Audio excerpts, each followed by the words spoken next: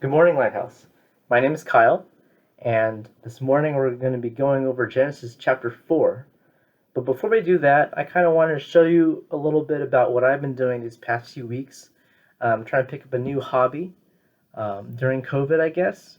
But I've been trying to get into gardening, and I haven't really done too much, just a few simple projects here and there. Not really sure where it's going to go, but it's been fun.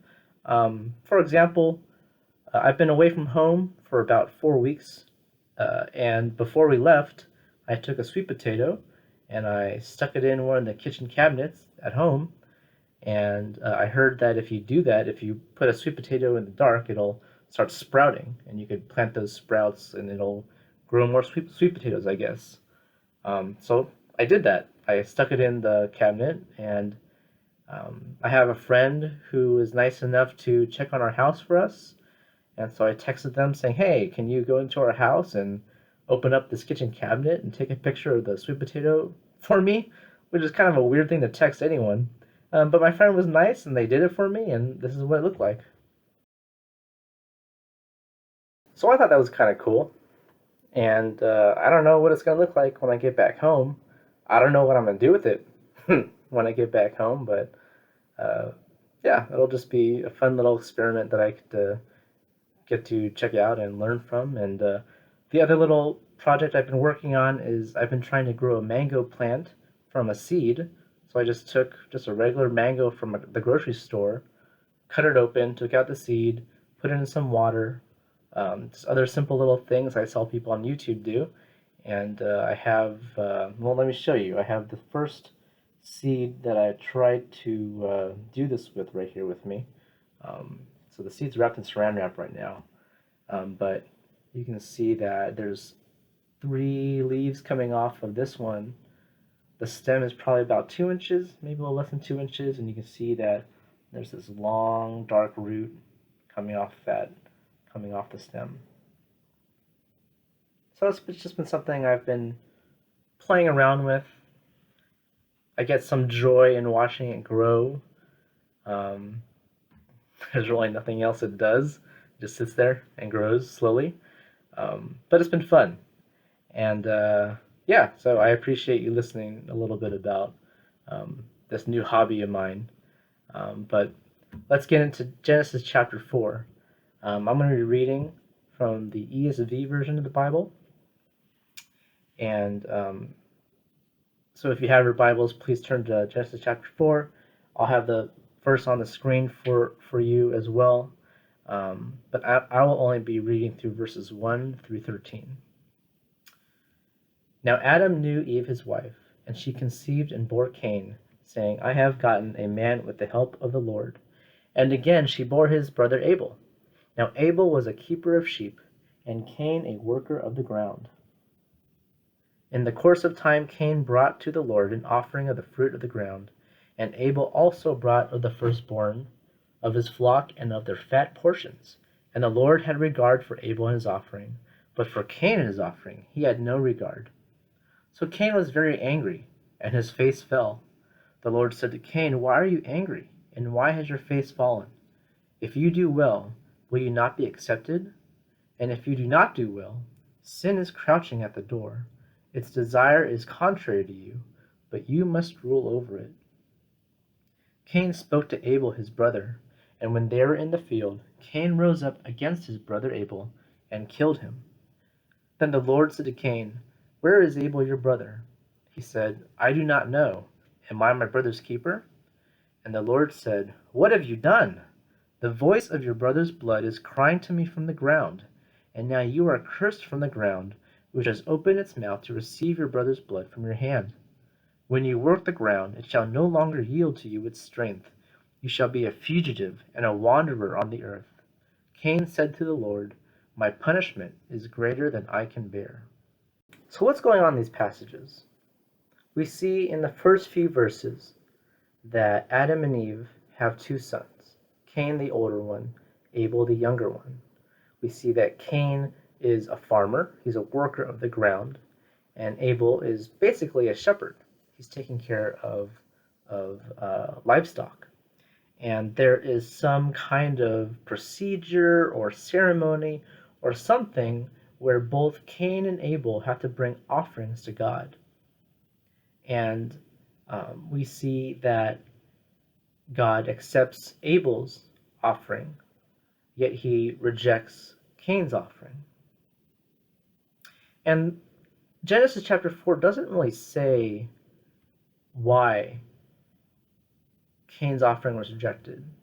It doesn't say anything about what were the requirements of these offerings. Did Cain not meet these standards? Like, what was so great about Abel's offerings that did meet the standards? It doesn't give us any information about that. All we know is that Cain's was not pleasing to God, yet Abel's was. But if we look in other parts of the Bible, specifically Hebrews chapter 11, stay in Genesis. I'll have the Hebrews verses show up on the screen. But if you look in Hebrews chapter 11, it talks a little bit about the characters Cain and Abel. Specifically, verse 4 of chapter 11. And this is from the English Standard Version of the Bible as well. It says, "By faith Abel offered to God a more acceptable sacrifice than Cain, through which he was commended as righteous, God commending him by accepting his gifts. And through his faith, though he died, he still speaks." So I think that the key words here are those first few words in the verse, by faith. By faith, Abel offered to God a more acceptable sacrifice than Cain. And Hebrews 11 has that very famous verse that defines what faith is, just a few verses above. So, chapter 11, verse 1 says, "Now faith is the assurance of things hoped for, the conviction of things not seen." So this is the difference. According to the author of Hebrews, Abel's faith was the difference that made God pleased by his offering. It wasn't necessarily what Cain brought, it was what he believed. So what is this faith that Abel had? Because remember, there's only 4 people in the world at this point. There's no such thing as Jesus coming to earth or dying on the cross for our sins. There's no gospel story. So what is Abel putting his faith into that God finds so pleasing? If we look a couple verses down in Hebrews chapter 11, verse 6, it says, "Without faith it is impossible to please God. For whoever would draw near to God must believe that he exists and that he rewards those who seek him." So this verse is saying that if you want to draw near to God, you have to believe in 2 things. You have to believe that he exists, and you have to believe that he will reward you if you obey him. Hebrews chapter 11 is full of Old Testament characters where they were given some unusual instruction that they didn't understand. And because their faith in God, because they had faith that God would reward them if they obeyed him, they went and obeyed him, and they were rewarded one way or another. So Hebrews chapter 11 talks about Abraham. Abraham was told to move to a foreign land, and he really didn't know what was going to happen next. He didn't really know where he was going. All he knew was that God wanted him to move, so he did.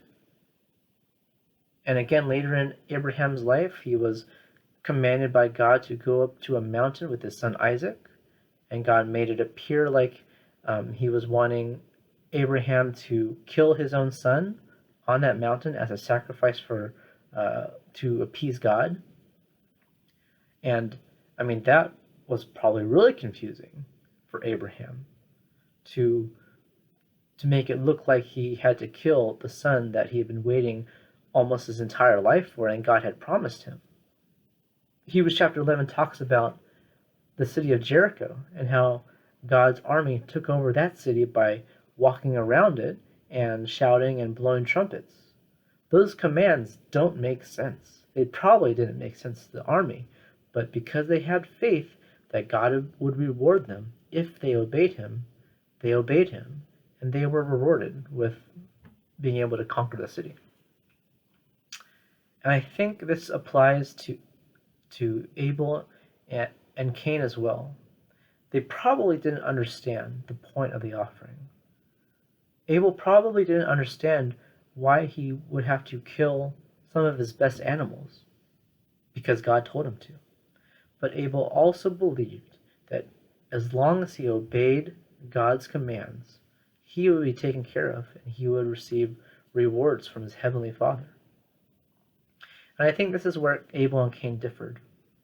Because remember, there's two things that Hebrews is saying you have to believe in. You have to believe that God exists, which Cain obviously does, because Cain can communicate and interact with God. So we know that Cain believes that God exists. But what Cain doesn't believe in is that God will reward him if he obeys him. And we see in Genesis chapter 4, Cain technically does obey God, right? He brings the fruits of his labor. He attends the ceremony, whatever it is. He does all the motions he's supposed to. He checks off all the boxes. Yet God rejects his offering. And the mindset of Cain is he's probably really frustrated because he's already doing this thing that he doesn't understand. And he could also be thinking, I'm the one that toiled in the fields for this food. I'm the one that planted them and took care of them every single day. I'm the one that harvested them. I can be so self-sufficient. I can grow my own food. I don't need God. Yet I have to bring some of my best crops to God. And what does God even need the stuff for anyways? He's God. He doesn't eat. So there was probably already some kind of frustration in having to offer something to God in the first place from Cain, and then to find out that God doesn't even accept it. Because we know if God is looking at Abel's heart and he sees the faith that Abel has and he accepts Abel's offering, then we know that the problem probably wasn't with what Cain brought. It was with his attitude and his heart. So Cain is just standing there getting madder and madder.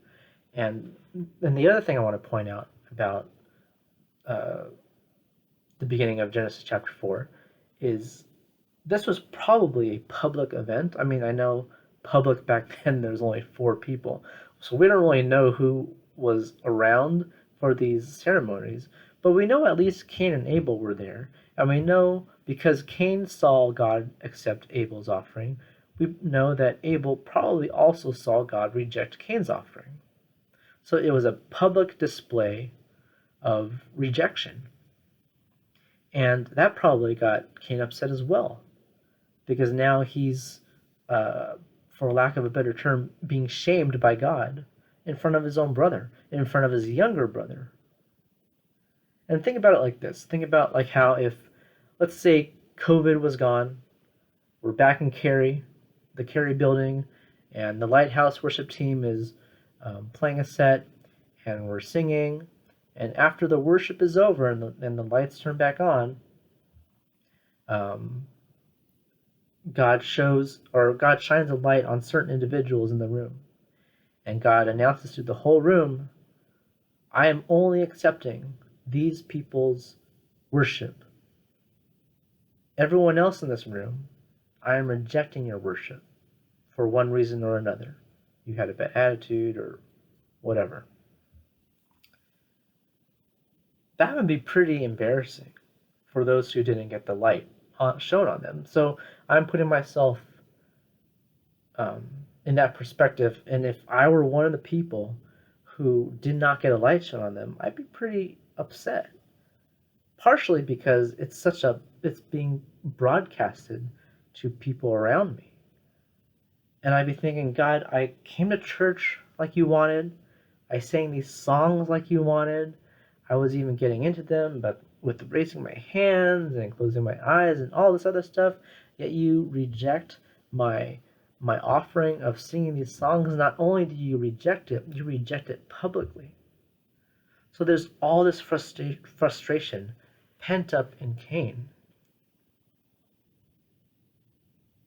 And we see the results of that frustration in the next verses, where Abel or Cain commits the first premeditated murder in human history. And he leads his brother to a field and he kills him. Verse 9 says, "Then the Lord said to Cain, 'Where is Abel your brother?'" And a couple of things about this verse. There's a pattern sometimes where God will ask a question that he already knows the answer to. If you think about Genesis chapter 3, after Adam and Eve ate the fruit and they hid because they heard God walking in the garden, God called out to them, "Why are you hiding?" And God knew already that they had eaten the fruit. He knew exactly why they were hiding. But he still asked that question. And Adam and Eve answered truthfully that, we're naked. So we were ashamed and we hid. And God asked another question. He asked, "Well, who told you you were naked? Did you eat that fruit that I told you not to eat?" And he gives them this opportunity to confess. And they do. They confess and they acknowledge that they disobeyed. They kind of blame, they try to shift some blame around. Adam tries to blame Eve a little bit, and Eve tries to blame the serpent. But overall, they do acknowledge that they disobeyed God. So, same thing in this story. God calls down to Cain and asks him a question that he knows the answer to. "Where is Abel your brother?" And I think it's also interesting that God doesn't just ask, "Where is Abel?" He asks, "Where is Abel your brother?" Because Cain's familial role, his role in his family as older brother, is to take care and to guard his younger brother. That was his role. And so I think God is trying to emphasize with those two simple words, "your brother," to remind Cain who exactly he just killed. You didn't just kill a stranger. You didn't kill someone that you were mad at. You killed your own blood brother. And the last thing I want to point out about verse 9 is, so God already knows what Cain did. And it even says in verse 10 that God can hear the voice of his brother's blood crying to him from the ground. And we have to remember, God is an emotional being. He feels emotions just like we do. I can't even imagine what God was feeling, but it probably wasn't good. And I think if verse 9, instead of God asking Cain a question, if verse 9 had said that God came down in the full might of his wrath and his fury against Cain, it wouldn't be a weird thing to put there, because God has experienced something so painful. Yet God withholds his anger and is once again patient with Cain and gives him a chance to confess his sin. Where is Abel, your brother? And then we see Cain basically outright lie to God and say, "I don't know. Am I my brother's keeper?" Which is such a brash response from Cain, because that's exactly who he was supposed to be. His role in that family, one of his roles, was to take care of his brother.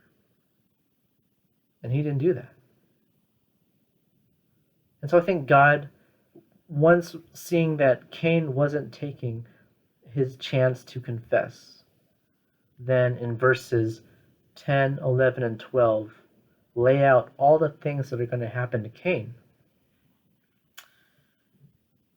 And verse 13, what does Cain respond first with? "My punishment is greater than I can bear." Still so much focused on himself. This is a punishment that is not fair to me, God. No sign of remorse, no sign of guilt, no confession, no apology. We see the sin in Cain snowball so quickly in this story. from having the pride that he showed in his lack of belief and his lack of faith in the first few verses, his unrighteous anger towards his brother, towards God, which resulted in him murdering his brother, which led to him lying to God, which led to even more pride in being so focused on himself after hearing the punishment. Remember that mango plant I showed you a little earlier? I'm going to show it to you again, but this time I'm going to show you a little bit more of it that I didn't show you the first time. So we have the plant here, same plant. Here's the stem. Here's the root. I want to show you the inside. That's the seed. So I know it's kind of hard to tell, but it's pretty much all black. And as I'm touching it right now, it is all just mushy, which is not good. What happened was I raised it in an environment that was too moist, and it rotted. It molded and it rotted. It's basically useless. And I show it to you again because I think this is a good way to think about Cain. Because technically, Cain did what God wanted, what God asked him to do. God asked him to bring offerings, and Cain brought offerings. So let's look at it like this. So here's Cain, right? Cain, to the outside world, is obeying God because he did what God told him to do, and he brought a portion of his harvest as an offering to God. So God saw this offering, and then he looked past it and looked at Cain's heart.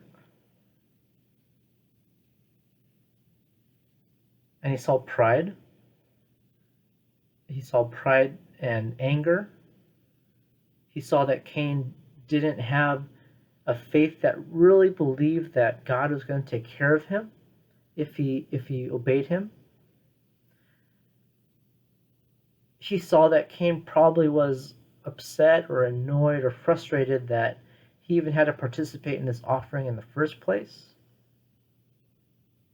So God saw all these things in Cain's heart.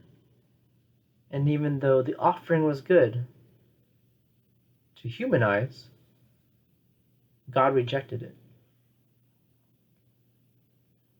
So Lighthouse, what I want us to think about this morning is, what are the areas of your life where you are doing exactly what you're supposed to be doing,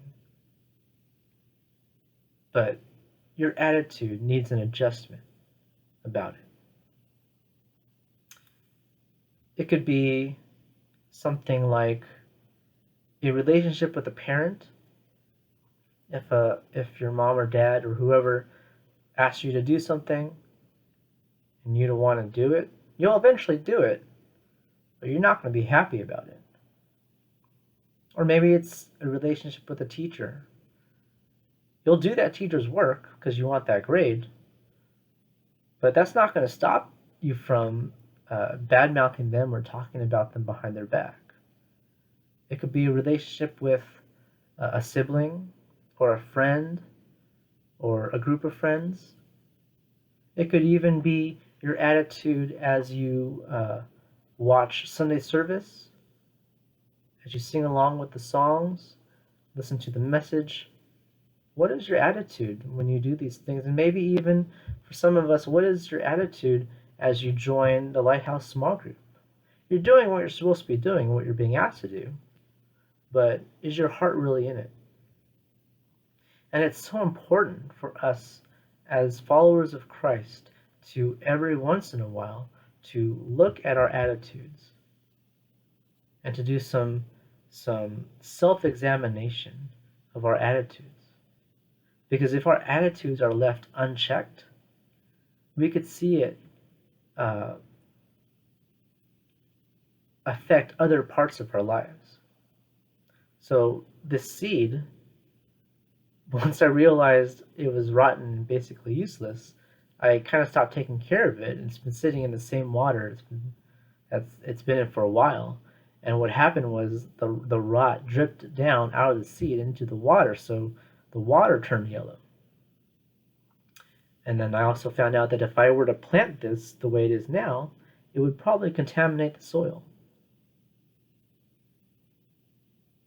And just like the seed, Cain's attitude bled out into other areas of his life. It fueled other sins in his life, and it had devastating effects for him and his family.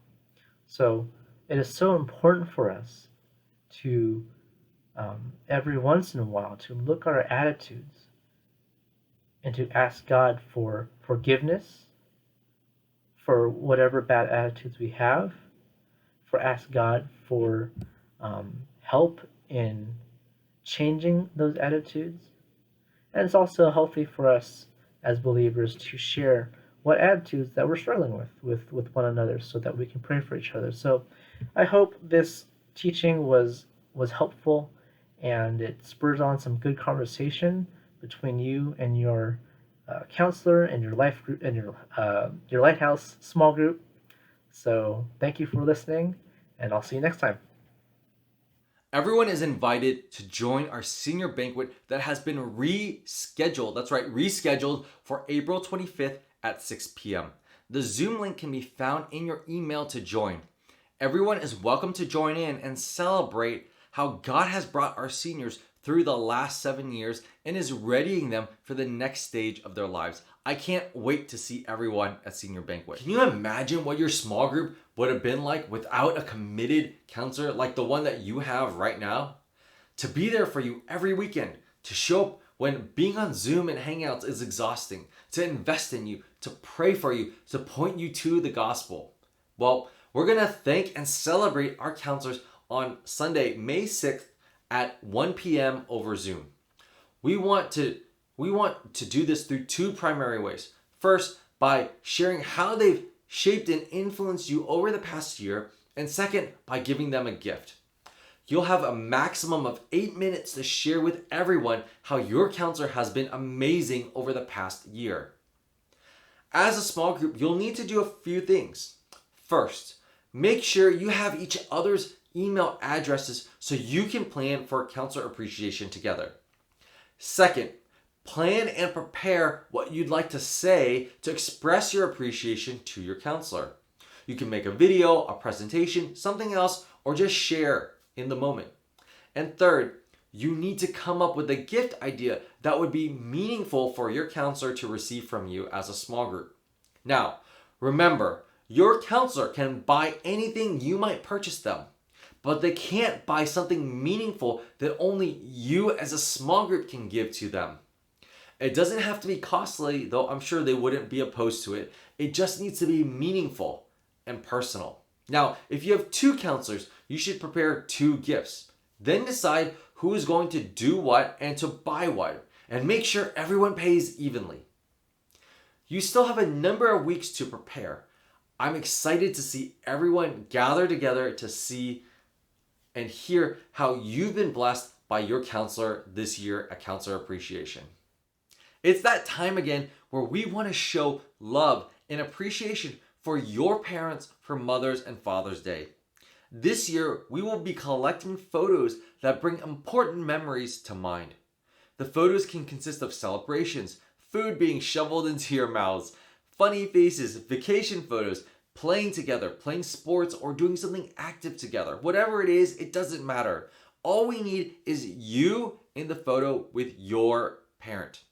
Find one relatively current photo and another photo of your younger elementary-ish self with your parent and submit it to acc.church/21 Mother's Day for photos with your mom and acc.church/21 Father's Day for photos with your dad.